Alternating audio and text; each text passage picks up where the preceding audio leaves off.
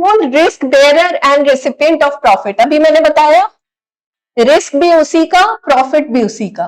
The owner bears all risk alone and if business succeeds तो profit भी enjoy करता है वो अकेला ही।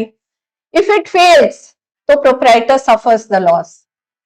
ठीक है, सो एक अकेला person, he is the sole owner, decision maker, उसी की डिसीजंस चलती है, किसी की भी इंटरफेरेंस नहीं है, उसी का पैसा लगा हुआ है। पैसा अगर कुछ डूब गया तो उसी का लॉस हो गया।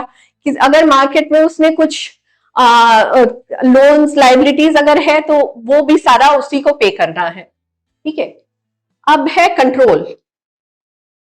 कंट्रोल क्या हो गया? प्रोप्राइटर हैज फुल कंट्रोल, कोई सेकंड पर्सन उसके बिजनेस में है ही नहीं।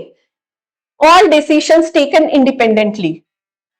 क्विक इम्प्लीमेंटेशन, क्योंकि किसी और की राय लेने की जरूरत ही नहीं है, वो अकेला ही वो डिसीजन मेकर है। तो जैसे ही उसने डिसीजन लिया तुरंत इंप्लीमेंट किया।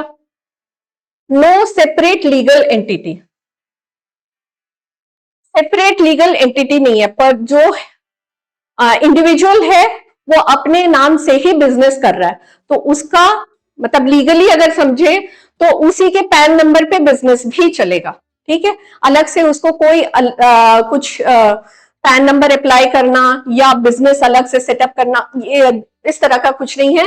वो अपने ही नाम से करेगा और जब वो इनकम टैक्स का रिटर्न अपना भरेगा तो वो अपना ही भरेगा, उसी में वो अपना प्रॉफिट दिखाएगा, अपना लॉस दिखाएगा। ठीक है, so business and owner are not separate in the eyes of law. The owner is personally responsible for all business actions. And ये है lack of continuity. इसका क्या मतलब है? Continuity, lack of continuity.